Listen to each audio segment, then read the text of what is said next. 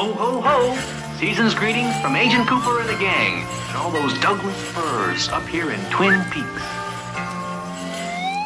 Okay, old buddy. Action. Special Agent Dale Cooper here, sending out a great big hello from everyone at Twin Peaks to all the Allied forces out there in the Middle East. We want you to know that you're missed, you're loved, I want you to come home soon. Here's your pie, Agent Cooper. Well, thanks, Shelley. Say hello to the Allied forces out there in the Middle East. Hi, guys. Keep doing a great job. Good work. And from the crew as well. We now return to How David Lynch Stole Christmas. Hello, I got you a present. It's a thumb. Huh? Don't look away. Let the fear wash over you. I don't understand. That's the whole point. Now, did you leave a plate of black coffee out for me? No. In the future, please leave a plate of black coffee out for me. Also in the past. And I see you, and you see me, and I see in the branches that blow.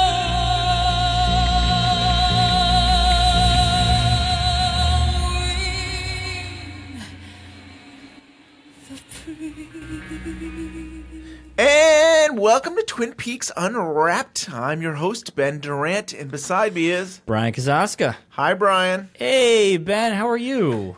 I am great. This beautiful holiday evening. We're going to be doing Grandmother. Yes, we're continuing David Lynch short films. We did The Alphabet last week. We are continuing with The Grandmother. Yeah, and this is going to be the last of the David Lynch short films for the year for us. For the year. We might go back to it in 2018, but yeah, for the year, that's it. It's been a fun little ride. I hope everybody's been following along and has enjoyed this, and maybe we'll do it again. We'll do a little video series or something. I'm sure there are people out there saying, why aren't they talking about Twin Peaks? This show is called Twin Peaks Unwrapped. Yes, but I would argue to understand Twin Peaks and David Lynch, you got to understand his earlier work. Yes, I think that really does help. And we can definitely see things where his early works maybe influenced his later work, like Twin Peaks. It bleeds in, and he borrows and takes, and it's cool. It's really cool. And this is kind of the holiday season, and I think, we can kind of be light and just deal with Lynch films. Yeah, we don't want to go heavy on the holidays. And we'll be back in 2018 with more Twin Peaks. And it's great to have 25 Years Later site.com. They've been doing readings for us. Thank you so much to them. Yeah, they've really given a lot to the community in their writings, and the fact that we got to join forces with them. And their articles. Great articles they're doing, It really amplifies and really puts the show up on another pedestal. They really elevate the show every week for us. Definitely. And we really appreciate that. And I can't recommend enough going to the site and checking out their articles. They've done it was only about a month ago that Andrew interviewed Mark Frost, just like we got to talk with him. It was great that he had some great questions for Mark Frost. And I can't recommend checking out their site enough. I'm Rob King with 25 Years Later, a site both wonderful and strange. Odessa, West Texas, Scorched Oil, Judy's, and Murder. Before Part 18 of Showtime's 2017 Twin Peaks, a limited series event, Odessa, Texas' place in television history belonged to Friday night American football with NBC's Friday Night Lights. To be fair, this attention began much earlier with Tom Bissinger's 1990 nonfiction biographic book, Friday Night Lights, which exposed corruption and inherent racism in the four-time winning state champion community and educational system. The book was about as well received upon its original publication in Odessa as Larry McMurtry's The Last Picture Show was decades earlier in his now current town of Archer, Texas. Honestly, this reaction to criticism is not unique to Texas, but duly noted in these instances. Author Tom Bissinger reiterates this fact and offers some insight in his 2004 Sports Illustrated article, Return to Odessa. Since the publication of my book Friday Night Lights in 1990, dozens of people in town had accused me in the press of deception and betrayal, of wooing and then verbally raping them, of blaspheming the god of high school football and desecrating Odessa itself by depicting incidents of racism and misplaced education priorities. For Twin Peaks fans, that television attention changed the night of September 3rd, 2017, when Richard, or the unified Agent Dale Cooper, wakes up in Odessa, Texas. I grew up in Abilene, Texas, a town some consider to begin the geographic change from Central Texas to the flats of West Texas. Abilene sits between Dallas and Odessa off Interstate 20. Odessa was 171 miles, or a 2.5-hour drive, from my hometown deep into that more perceived barren location. This article is meant to inform those of you with interest to some context of Odessa, where it is, and what it is. We might even make some sense of its significance or choice as Carrie Page's location when Richard Cooper finds her. For instance, did Carrie Page at the age of 17 find herself blending into the crowds of high school students, community parents, and grandparents at a Friday night football game, paper boat in hand, filled with Fritos, chili, and cheese? That last part references Frito pie, a popular gastrointestinal threat, or treat, commonly served on fall nights from high school concession stands around Texas. Midland and Odessa are oil towns, and because of proximity are all but considered sister towns. Midland the metropolitan, Odessa more the industry. If someone thinks of Odessa or Midland in Texas, they think first of oil. Let that sink in for a moment. Where once Agent Cooper found at the northwest gate of Sycamores to the Black Lodge a pool of scorched engine oil, Richard Dale Cooper is now standing directly on land surging with oil. On that very ground, one finds their answers in Judy's diner. One might well heed our Looney Tunes of Old's advice by not making that wrong turn at Albuquerque and eating at Joe's instead. Oil production began to surge again around 2010, a time when the field workers, petroleum engineers, and freshly graduated students descended on the two cities, spiking rent and initiating the kind of development of housing and apartments which Mark Frost included in The Return near Las Vegas. Remember the call of 119? The projects could be abandoned at any time, though I heard just this weekend that there might be another uptick in production. According to a report by the Pew Research Center titled Metropolitan Areas That Experienced the Largest Gain in Economic Status in the United States from 2000 to 2014, out of the top 10 cities, Midland and Odessa came out at top, grossly outnumbering the others, Odessa showing a 26.3% increase and Midland with 25.9% versus the runner-up with 15.5%. That huge gap was all due to the oil industry, and while this all sounds resoundingly prosperous, I will paraphrase what an older man told me when I was working in the Lubbock County Clerk's office the year of the boom. These kids all got the nicest hotel rooms and bought themselves the newest pickup trucks, but I picked out a moderate room because I know that when the boom is on, it's big, but it better outlast the drought. I'm saving for it. According to a brochure by the Midland Convention and Visitors Bureau, which I just grabbed from my hotel's lobby in Alpine, Texas, I drove through Odessa on my way here for a conference. There's a Lone Star Football League team named the West Texas Wildcatters, formerly named Odessa Roughnecks. For those of you unfamiliar with the term, the entry for roughneck in the Oxford English Dictionary has 3 definitions. The third reads, a worker on an oil rig, especially a laborer on the floor of a rig. Its first usage in that context is referenced back to 1913 and 1917. Along with its associations to oil, I do have a point to my harping on this. Robert E. Howard, author of sword and sorcery pulp fictions from Conan the Barbarian to horror fictions the likes of Solomon Kane, once complained of the same elements in his oil-touched hometown of Cross Plains, Texas, back to the 1920s and 30s. In letters to H.P. Lovecraft, he described some of those elements, like in the following quote from June 1931. These men from the Middle West, oil field workers at least, are generally a turbulent race, ready to fight at the drop of a hat with their fists, but generally not so quick to draw knife or gun as the fighters of the Southwest. Even in personal correspondence he was a colorful writer. Still, We'll use it. Richard and Cooper meet some likely culprits in his short time in Odessa, which brings us to Judy's. There is no Judy's Diner in Odessa currently. Well, research shows there is, somewhat. I will leave you to look it up, but will not lend it any further attention in this article. To our point, though, the Unified Cooper is certifiably in Odessa, Texas, no longer than 2.5 minutes, for us as an audience, before he must appease yet again his White Knight syndrome, as Tamara Preston calls it in Twin Peaks, the final dossier. Still, this is no mere White Knight saves the damsel in distress moment. He has entered the doors of Judy's Diner, where premonition tells him that Carrie Page must be employed. You get the feeling we've been dropped midway into an investigation. For the setting, this is West Texas. It is not a particularly cowboy moment, even while it is hazed in the oft-common dusty-aired hue of the region. That is not overly exaggerated. I much prefer to call it Agent Cooper's maverick moment. He is acting out the traditional Western standoff, 1 against 3, for a lady's, waitress's, honor. But he is cold and calculating. Unified in this Western setting, he is equally the rattlesnake represented in the double snakeskin shirt and black eyes from The Return, as he represents the original series Cooper in his Valiants. His actions are beyond FBI protocol now.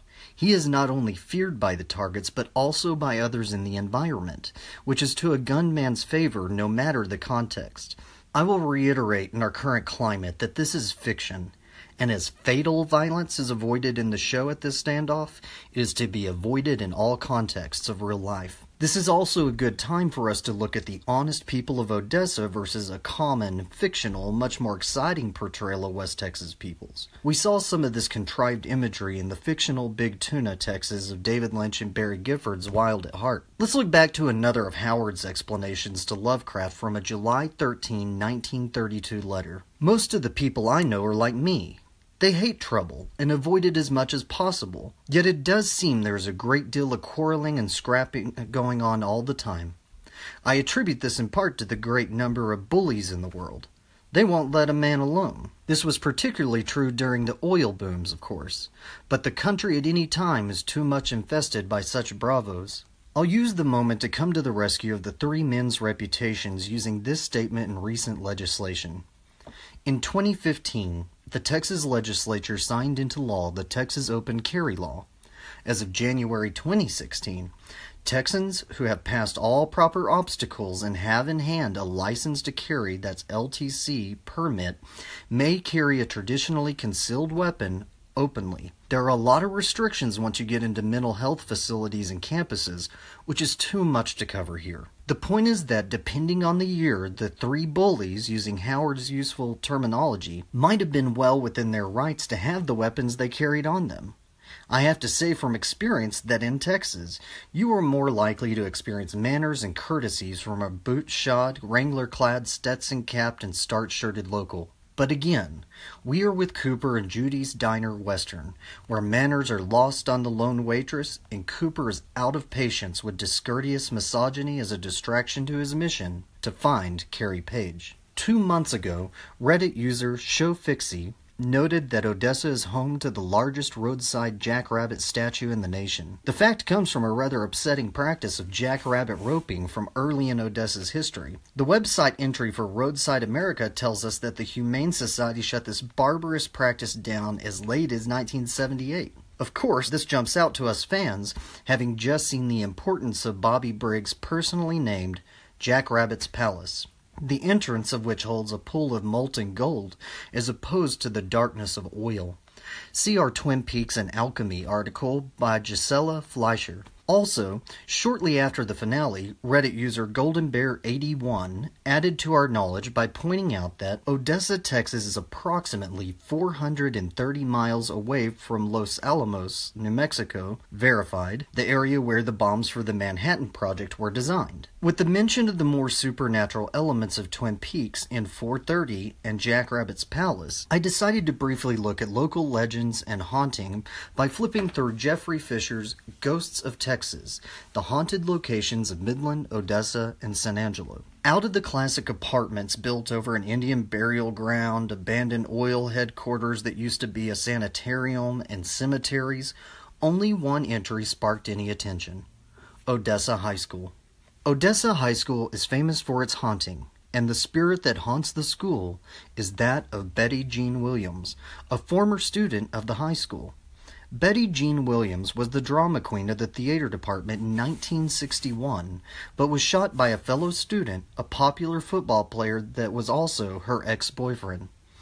It's said that Betty had wanted someone to kill her, and supposedly had asked her friends to kill her, although they assumed it was a joke. The football player, her former boyfriend, is said to have taken her out to a local stock pond where he kissed her, then shot her through the temple before weighing her body down and putting it in the pond. The ex-boyfriend was not found guilty and is rumored to still live in the city of Odessa. Betty's spirit has been said to haunt the school ever since her death, and her apparition is occasionally said to be seen wandering through the hallways. Even when Betty's apparition cannot be seen, her spirit is occasionally blamed for the sound of an unseen woman screaming out, and the doors being opened and slammed shut by an unseen force. If any weight could be lent the legend, Carrie Page would have been in frighteningly familiar territory, joining her voice with Betty's screams through the halls of the high school, like our distraught student in the pilot of the original series. Driving on I-20 this past weekend, I was able to see the kind of housing district which David Lynch genuinely recreated for Carrie's neighborhood, a roughneck neighborhood, scorched by the Texas heat and largely ignored. So, Odessa betrays the small-town cleanliness and logging nature of Twin Peaks, which Laura Palmer was once accustomed. As Carrie Page, her 25-year-long journey may very well have started back at that football game, with the Frito pie in hand, watching her new rebellious football player boyfriend, looking confused at her surroundings, a foggy memory of a past life fading black as oil on a moonless night, of Bobby Briggs in Twin Peaks. Please check out further articles as they are released on the 25 Years Later website, a site both wonderful and strange. And thank you. Thanks, Rob. That was really interesting. Check out his other work at 25yearslatersite.com. So, Ben, Grandmother, if I remember correctly, this was put together in 1970? You are correct. And it's creepy, disturbing, had elements that I recognized in other things, and overall, I don't know what to make out of it. Yes. Well, can I give you some backstory? Yeah, please do, because that might help me. I don't know if it'll help. But, so we had his 6 men getting sick 6 times. And then he got to do the alphabet because somebody had given him some money to create something, and it turned out he made the film The Alphabet. Yeah. And then, so he's kind of getting, like he says, he's kind of got the bug for making films. Like, he really was getting into it now. He had the chance to make a few things, and he really wanted to do more. And it was actually a friend of his that recommended American Film Institute that they did grants and that he should apply for a grant. And the requirements for applying for a grant was that you had to have supply previous work and you need to have a script. Mm-hmm. And so he had his previous work, like 6 Men Getting Sick and The Alphabet, and he had a script, Grandmother. Yeah. He wasn't like normal scripts like the way that basically like a lot of times our film scripts are like 1 minute is 1 page basically. So he's writing this Grandmother script and it was very dense and he would have like sentences describing things and his whole so this film is 34 minutes I believe. Yeah. And it was like 8 pages. Wow. So 8 pages was his script. It was because he wrote so much of it dense. Yep. On just a few pages. Yeah, you really got to describe what's going on. I mean, there's a lot that goes on. It kind of tells a story, and it's cool because it borrows elements of live action, his animation, a stop motion looking like. He really ran the gambit of different things he used. It's really cool. Yeah. So he applies for a grant. He waits. He he gets to a point where he realizes, you know what, I'm a fool. There are all these great filmmakers out there they've made films for years and they just know their stuff. They're going to get these grants and I'm not. So he kind of went back to his job. He was a printer. He was doing printing, and that was it. He kind of like, you know what, I got to realize that this maybe isn't going to work out. And he didn't have the money. He felt like film was very expensive, so he couldn't just be like, well, I don't need this grant. I'm going to go do my own. I'm going to make my own films. He really was tight with money, so he couldn't just go do that. So he went back to work, and like one rainy day in Philadelphia, he's still married to Peggy Lynch, Jennifer Lynch's mom, and he says, he leaves and he says, call me if anything exciting happens. And Peggy there says, you call me if anything exciting happens. So he goes to work.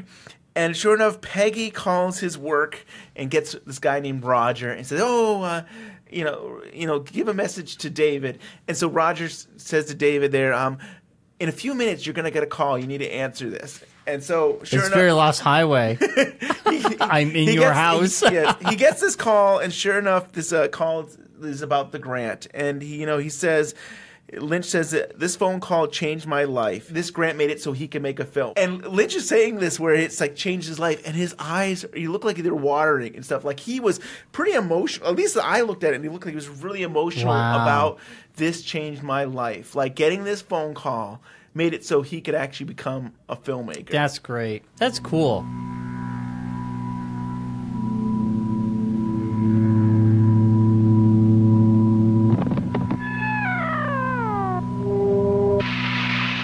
Hard to be in the industry, and like the way Lynch has done this too. Like Lynch is not making your typical films. Like it's artsy. It's what he wants to tell, and it's something else. Yeah, it's really cool.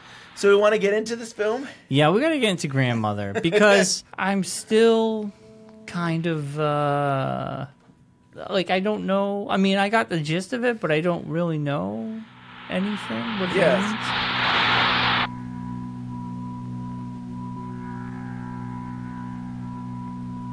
There's this little boy, and he's got parents, and the parents are like dogs, and they're barking. And it reminded me of season 3 of Twin Peaks, where you had Judy, or I guess we could say Judy, making the monkey noises. Oh yeah. And the way it's filmed with some of the stuff reminded me of that scene, episode 2 with Cooper and her. Yeah. In that purple area. It reminded me a lot of that. And also the noises, too. And it's also funny because I kind of feel like that's how a kid would hear these and they're gluttonous, like, pigs of a parents. Like, they're just, like, eating, and the guy's he's missing teeth, and he's just like, and he's mean. And he's actually treating his son like a dog. Yeah. Because there's something on the bed, and he's rubbing his nose in it. Oh, it seems like he peed it. I mean, the child has been peeing in his bed. Okay, and he rubs his nose in it like a dog. It's funny. It's like black and white, but that's yellow. It's a yellow stain. Yeah. And it starts off with animation. These people grow out of the ground, and I look at it as they then form, and maybe that's when they're going to make a child together. I think. I mean, they're kind of. It's funny how you have this animation, and then you go to live action, and it's like the parents. It's like the parents are like hugging each other, which remind me of Cooper and Judy. Like it was that juddery, stuttery kind of back and forth kind of thing.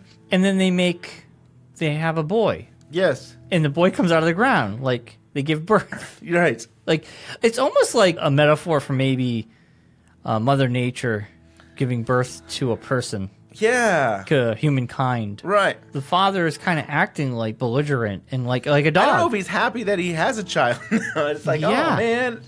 I got to deal with this now? Right. And it's almost like this was an accident, maybe. Maybe they didn't want to have a child. Right.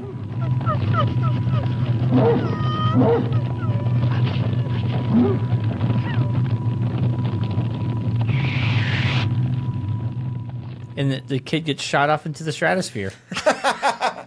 And it's fascinating. I mean, it looks kind of black and white, but you have like the boy's lips are red, and it's like I think really what it is, it's not black and white. It's just like he did with the alphabet. We have white face, and we have everything dark. The white makeup, and maybe they painted. Maybe they use the same room.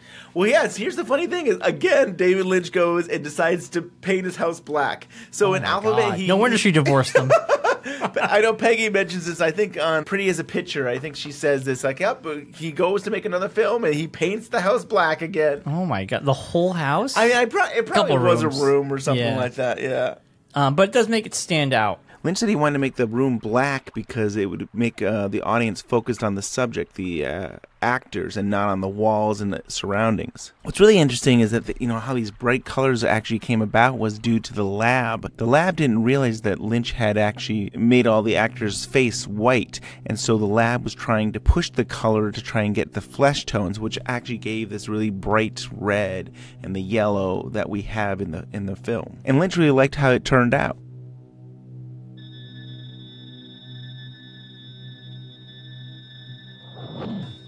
So they're at home, and they're just like he's drinking, and she's just doing her hair, and they seem like they're just preoccupied with themselves. Yes. They don't care. Yeah, they are not good parents. We're knowing that, yeah. Yeah. And I think that's the message that we're getting is that, these are not good parents. There's abusive. And we see a blue box with the sun rising, and I think that's kind of, like, he's looking out the window like it's morning. Yeah. But it's funny, that's animation, and then we cut to live. Yep. And that orange spot is on the sheet, and he hides it. He puts the sheet over the yellow spot. Yes, he's peed in his bed. He's peed in his bed, which he's going to get yelled at and treated like a dog. And his dad sees the pee and just does make these weird noises. Like, knock, knock, knock, like that. And it is so troubling to see him, like, pick his son up and just, like, push him into the bed of pee. And it's like, you can tell they don't want to be parents. They're just dealing with this.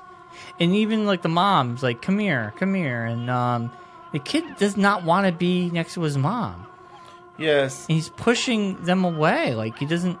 It's very violent. Like, and I think the mom's probably a little hurt because she wants to give her kid affection, and he's just like, I don't want nothing to do with you guys. Like, you guys are mean.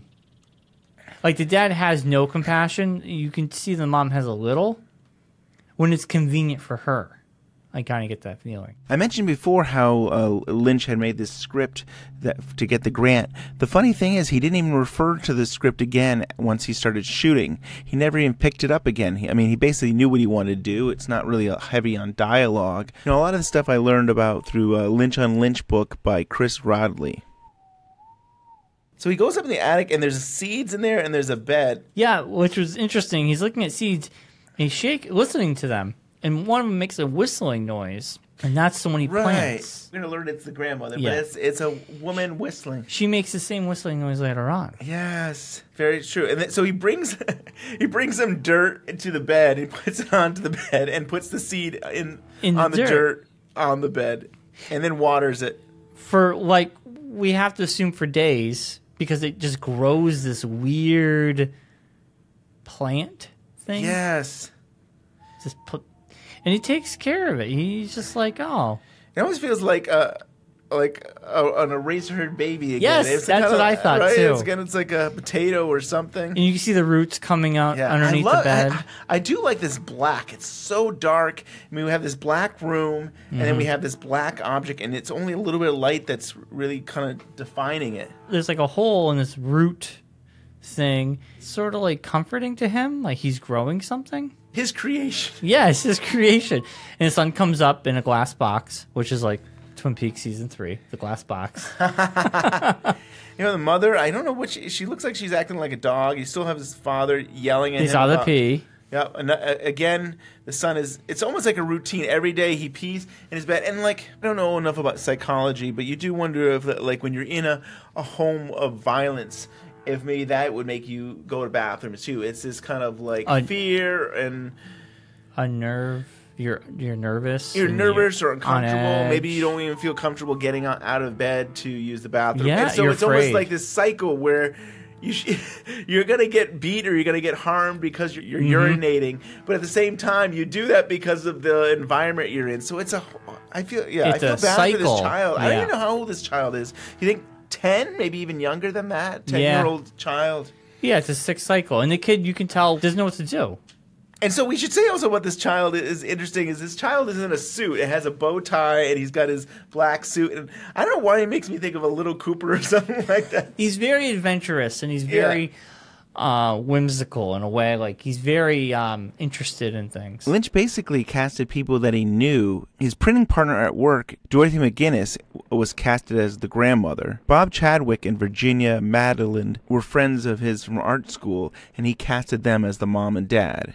The boy in the film was actually a neighbor kid that Lynch knew. Do we know anything about Lynch's childhood? Yeah, I mean, he seemed like the all-American, and he seemed to have a very normal life. I mean, I think he was rebellious more as a teenager, and like he got into trouble, and his mom would always try to say, "Hey, that's normal." Yeah, but we all he seemed did like that. Yeah, right. But he seemed like a very healthy, normal childhood. It seems. So it's interesting. This whole plant creature thing.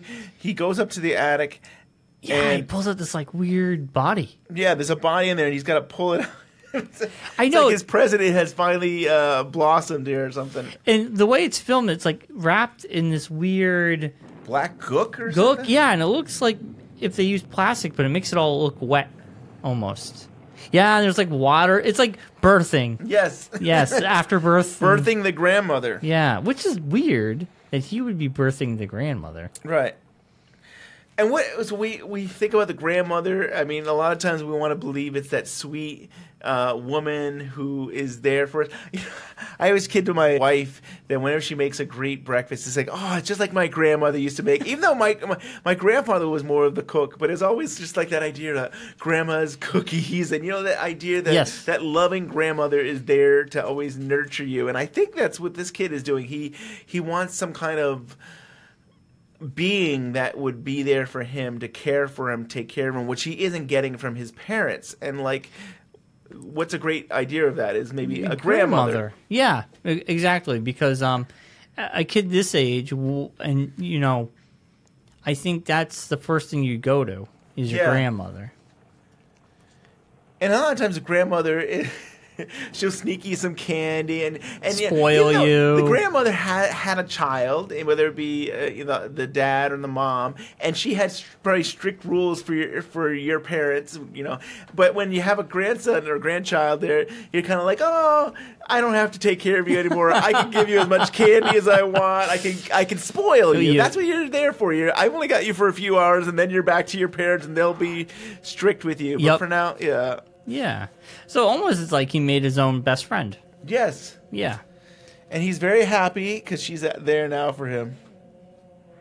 And the white makeup on their faces does make them look very creepy. It's very creepy, but I also see, as a film thing, it probably stands out more with the black. It's good contrast. Another thing about it's interesting is, so we have a grandmother and we have a grandson. And we have these type of characters in Twin Peaks. In season 2, we had, a grandson who was studying magic, and grandmother who did not like cream corn. And the parents are just being gluttonous again, smoking, eating, and then they brought the boy downstairs because he has to eat with them, and he does not want to eat. I don't think he doesn't want to be around them. He just wants to spend his days with his grandmother. Yeah, go back upstairs. And they're just eating like this like weird stuff. You don't even know what they're eating. They're just shoving it in their mouth with their hands. Yeah. The boy escapes dinner, sees grandma sleeping on the bed, gives her a kiss, and then he starts like eating candy out of the candy bowl. I mean, I had grandmothers that I remember I would go and visit, and they'd always have a hard candy dish. Yeah, hard candy dish, something there, and you could go there and chow down. Yeah, that was one of the fun things about going to visit your grandmother. Is you have candy there for you. The hard candy, you pick up one, the whole thing comes up. Because they're all stuck together. Or even like gummy bears. My grandfather would have like Andy's candies or the mints or something like that. Yeah. So now he wakes up to her whistling. Sort of like the whistle we heard in the beginning. Yeah, he's still peeing on his bed, but he tiptoes away. Well, he's proud of it now. He's fine with it. Well, now he's kind of like, it doesn't matter. I'm getting away from this. This environment. He really isn't. He's just going up to the attic, but he feels like he's getting away, and maybe his dad won't get him. And it turns into a horror movie because the mom and dad are like chasing him up the attic stairs, and it's almost like they're zombies. Yeah, and then they're going to animation, which I'm not even sure what we're looking at. In working on the sound effects, Lynch had these records that he was going to use, but they were terrible. They were scratched up, and they just didn't work out. And so he was working with Alan Splett, and they decided to create their own sound effects. And they spent 63 days making their own sound effects. Al would later work on sound design with Lynch on Eraserhead, The Elephant Man, and Blue Velvet. And the mom and dad are animated. And the dad's getting fatter, the mom's getting taller, and then they just blow up. You kind of wonder, like, how long did he take to make this animation? 3 hours. Too? 3 hours.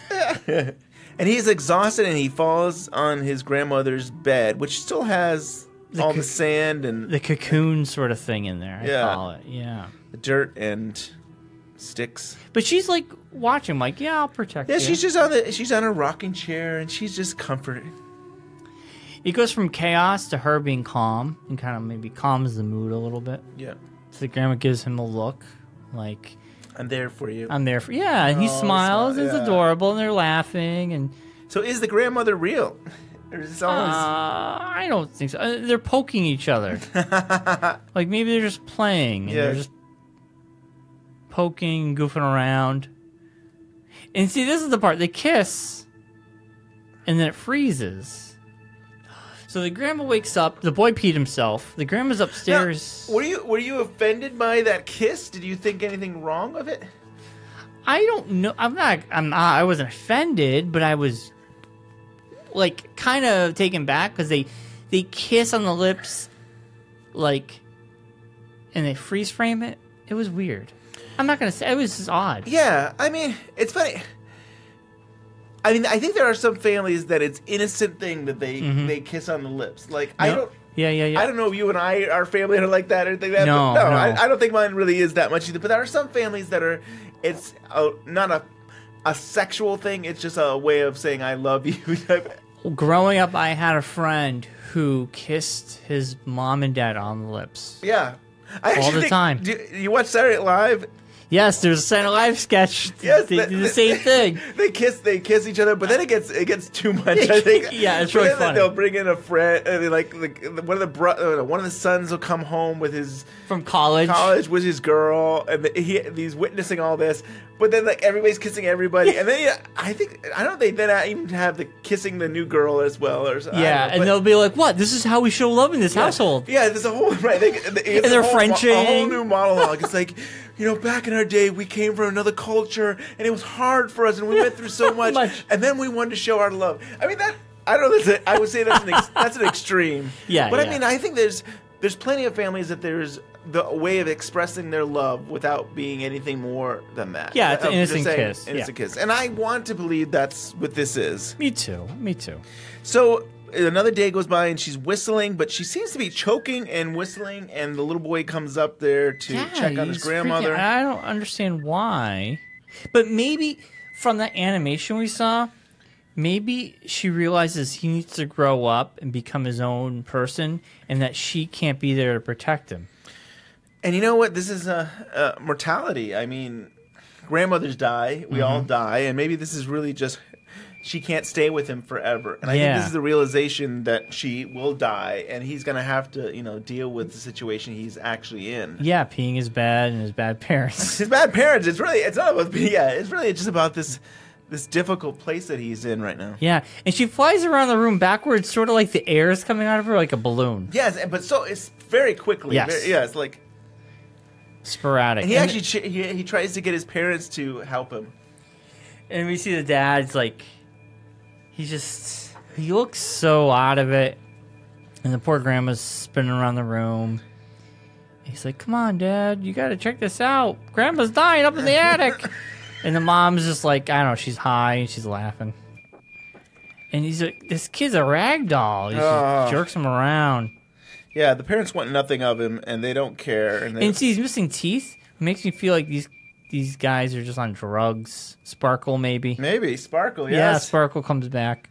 So poor grandma. The kid runs back upstairs. This quick speed of her just running, like going all around the room. Yeah. And she's still kind of whistling, and I don't know if she's choking, but she's definitely dying. And we're at a gravesite. Right. So grandmother has passed away. And he goes to the grave, I think, to see her one last time. And he's walking through like some tall grass, and he comes up to his grandma on a rocking chair. Are we supposed to believe that she is dead, and he's thinking that she's there, or is she actually there? Or? I want to believe she passed away, and he's like maybe imagining her being there. Like metaphorically. When we go to a graveyard and we think about our loss of people, we could talk to them. We feel like they're there. Yep. Doesn't even see her really, and I almost feel like she sees him, and then she lets go, and I think he kind of freaks out. Like I think it's like it hits him like a brick. Like she's really gone. Yes. Yep. And then he walks back to bed. In his pee-pee bed. The pee's still there. Most of the time, the sheets have been changed, and this time he's gone and is still in his pee bed there. And he's crying. His eyes look all glossy. What if the grandma had passed away, and this is him remembering her and coming to terms with it, and he's acting up by peeing in the bed? That's quite possible, and then right? maybe it's the parents... trauma. It's a form of trauma. Yeah, and the parents are just jerks, and they are just going off the deep end, and he doesn't know how to cope with the grandma's dying. So maybe he imagines bringing her back to life with the seed, and he used it as an escape, but reality hits him because he can't stop her dying. Yes. And maybe even in this fantasy she dies. And then he goes to the gravesite for the first time, and it hits him like grandma has been dead, and you just have to kind of move on and stop peeing your bed. Like you need to get past this. And he's a little boy, doesn't know how to, and the parents are just being jerks, and it could be that way too. It's sad that there's no happy ending here. I mean, it ends with him in that bed thinking about the loss, crying. Yeah, and then you think, well, he's still stuck with these parents, and that's just his life, and yeah. Man, we really went out on a downer, Ben. It was. I want something uplifting. I want to think that grandmother was able to get him out of that situation. Maybe we can go through there. Yeah, I mean that's possible. I want the angels to come and save him. Yeah. Like he's like a Laura Palmer figure, where he's just this innocent boy and he's lost in this world, and parents are abusing him. Leland Palmer. Yeah. Leland Palmer. We still make this connection that when he was younger, he met Bob, and Bob opened him inside, and you do sometimes still link it to was he being molested? Was he being abused when he went to? Was he even being abused by his grandparents? He had grandparents that lived near Pearl Lake, and he would visit them. I think over the summer or something like that. And you do wonder, was it the neighbor Bob or Robertson, or was it God forbid his own family? Yeah, and I mean. Oh God! It gets so messy because you don't know. Was Robertson a real person? Was Bob? People knew what he looked like in the real world, so he made him a real person. Yes, but it was easy. Was it easier to think of that image of an evil person? I mean, and we've talked before, but it's easy to think of somebody who has long dark hair and jean jacket and looks grubby, and it's easy to think that that's a bad person than to think it's your own family that would be doing this, and it's just the evil that men do. Yes, in this climate right now, there's a lot of Bobs. There are a lot of bad Bobs, yeah, and we got to stop them. Somehow we have to call them out and say, hey, this is not tolerable. Yep. We will not put up with your behavior, and this is not acceptable in our society. We got to get rid of the Bobs. Right. For the little boys and the little girls, and for all of us. Yep. Yeah. Wow, that was a heavy one. That was heavier. Jeez, I feel like I'm gonna cry. I realize. I guess I don't revisit this that often. I would. I don't blame you. This might have been maybe my third time watching this. This is my second time watching it. Oh, you have watched it before this, huh? Yeah, I watched it today. Okay. Before we did the show. Oh, yeah. Then you count And that. then I watched... this could be my fourth then if you're counting that. Yeah. No, we watched it together. Yeah, you're a good boy. Yeah. But I would it's heavy. probably not watch this for a while. Yeah. And it's funny that, people say that David Lynch doesn't have happy endings. I do count a lot of happy endings. I do think there's some happy endings in Blue Velvet, and there's some happy endings in Wild at Heart, and even... There is some point Fire Walk with Me. So there are stuff, but boy, this one is like, oh my gosh, like Lynch had to write this, and he had to direct it and animate it, and like this is heavy stuff, and like yet again, I would love to interview David Lynch and talk to him about these short films. They're very interesting to me, and David Lynch should give us time every week. We say, this week we're going to talk just about Grandmother. Next week we'll talk about Twin Peaks. I feel like unlocking the keys to Twin Peaks would be looking into these and really seeing if he's willing to ever talk about them. It'd be kind of cool. Yeah, that would be something. Yeah. If we were ever to get David Lynch. Yeah, if you ever, David, if you're out there, call us up. We'd love to talk to you. You can email us at twinpeaksunwrapped@gmail.com. Well, Ben, I think with that being said, we have finished the David Lynch short film segment of this year. Yes. I really think we're getting so close to Christmas now. We need to find a little something happier for next week. I think we need to find or at least something fun. Let's do something a little more light, tongue in cheek. Let's do something that is just gonna, Yeah, get us in the holiday spirit. Right. Maybe something like that. So I think that's what we're really gonna hope for next week. That we will do something that's just fun, entertaining, and a little a very special episode of Twin Peaks Unwrapped next week. They'll lift us and elevate us into the stratosphere of 2017. I like that. Let's hope for that. Yeah. And if you have less depressing stories than The Grandmother and like to talk to us about it, you can email us at twinpeaksunwrapped@gmail.com. You can message us on Twitter or Facebook at Twin Peaks Unwrapped. Ben, how's Twitter going? Twitter is awesome. I love that community. I mean, they are just so cool. I mean, half the time I just like reading what they have to say, and they all have some great insights, and it's a good community. I love it. And how's Facebook? Facebook's going good. Lots of likes. I'm still part of the Twin Peaks pages that are going on. And people are always posting fun and interesting stuff, especially our buddies at 25 Years Later. 25 Years Later site.com. They are a great community. They've got stuff out every day. Like, I was like, oh, wow, we can get a show out every week. That is amazing. And then when I see these guys, and they're like every day just about they have a new article, and it's insightful, great stuff. And I'm always impressed with the stuff that they're doing. But they got like 6 writers. Yeah, they've got a few writers. Yeah. That helps. That does help. We need a staff on our podcast. We could do with our partnership, it always is like that. Yes. I mean, thank you guys. Thank you, 25 Years Later site, for contributing to this show. And it's great to have them on and talk about their articles and for them to read their articles. It's been great. Yeah, it's so cool. It's sort of like if you're driving your car and you want to read one of their articles, well, then you get to hear it. Right. You hear it. You see if you like their style, go to their site and read some more of their work. I mean...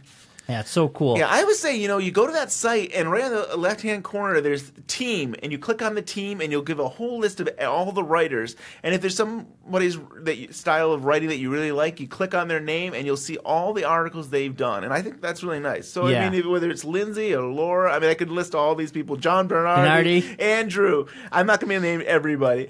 But there is such a great a bunch of writers out there, and I would definitely recommend checking them out. Definitely check that out. And... you can check us out on iTunes. We're on Stitcher. We're on Google Play. 5-star review. Give us a nice little comment. And 2018 brings a lot of cool surprises for us. And hopefully we will have a lot of cool content. And we're going to dig into the DVDs in January. Yeah, I can't wait for that Blu-ray, especially the Blu-ray, because it has even more extra stuff. I know. So we're going to have a lot to talk about next year. People are like, how the hell are you guys going to do this? We have just scratched the surface. And there's so many people to talk to. I really hope we get a lot more interviews with people. There's so many. When you think about how many people that are in season 3, and then how many people still that we haven't talked to from the original series there. Yeah, there's so many people to still talk to. Yeah, so we'll have shows for years to come.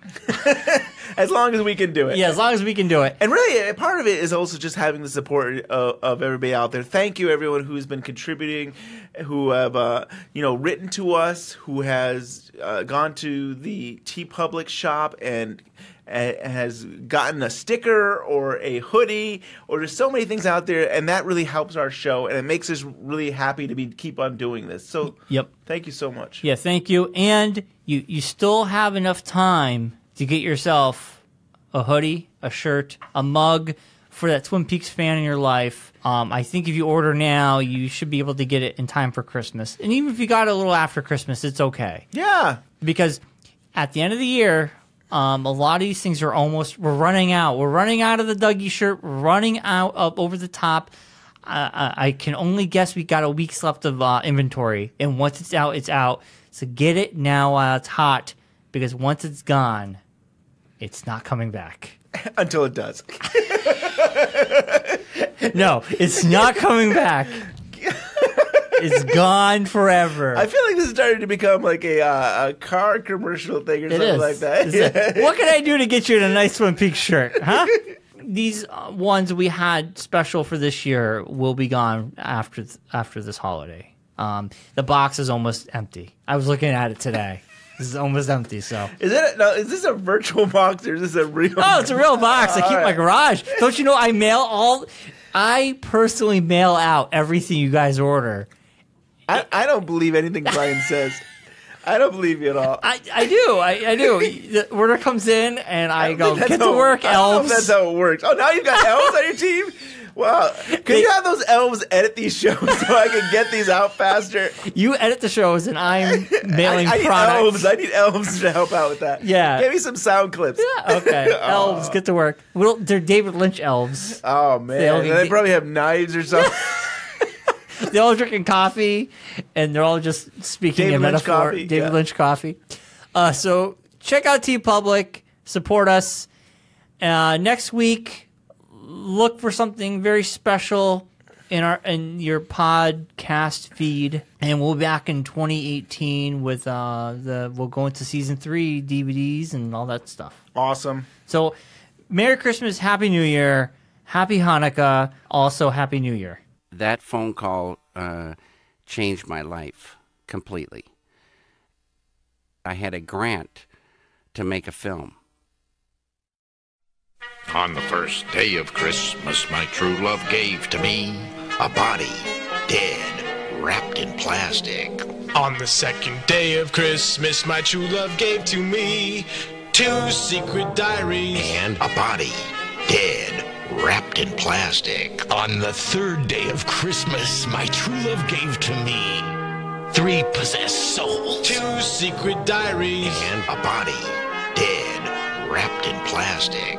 Diane, on the 4th day of Christmas, my true love gave to me 4 talking logs. 3 possessed souls. 2 secret diaries. And a body dead, wrapped in plastic. On the 5th day of Christmas, my true love gave to me 5 jelly donuts. 4 talking logs. 3 possessed souls. 2 secret diaries. And a body dead, wrapped in plastic. On the 6th day of Christmas, my sweetheart gave to me 6 fish in a percolator. 5 jelly donuts.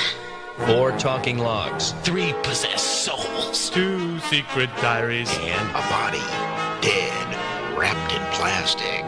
On the 7th day of Christmas, my true love gave to me 7 one-armed men. 6 fish in a percolator. 5 jelly donuts. 4 talking logs. 3 possessed souls. 2 secret diaries. And a body dead, wrapped in plastic. Diane, on the 8th day of Christmas, I had a strange dream. 8 dancing midgets. 7 one-armed men. 6 fish in a percolator. 5 jelly donuts. Sorry. Oops. 4 talking logs. 3 possessed souls. 2 secret diaries. And a body dead, wrapped in plastic. On the 9th day of Christmas, my true love gave to me 9 9 owls lurking. 8 dancing midgets. 7 one-armed men. 6 fish in a percolator. 5 jelly donuts. 4 talking logs. 3 possessed souls. 2 secret diaries. And a body, dead, wrapped in plastic. On the 10th day of Christmas, my true love gave to me 10 drooling Leos. 9 owls lurking. 8 dancing midgets. 7 one-armed men. 6 fish in a percolator. 5 jelly donuts. 4 talking logs. 3 possessed souls. 2 secret diaries. And a body, dead, wrapped in plastic. On the 11th day of Christmas, my true love gave to me 11 cherry pies. 10 drooling Leos. 9 owls lurking. 8 dancing midgets. 7 one-armed men. 6 fish in a percolator. 5 jelly donuts. 4 talking logs. 3 possessed souls. 2 secret diaries. And a body, dead, wrapped in plastic. On the 12th day of Christmas, my sweetheart gave to me 12 cups of coffee. 11 cherry pies. 10 drooling Leos. 9 owls lurking. 8 dancing midgets. 7 one-armed men. 6 fish in a percolator. 5 dozen donuts. What? 4 talking logs. 3 possessed souls. 2 secret diaries. And a body, dead, wrapped in plastic. Amen. Amen.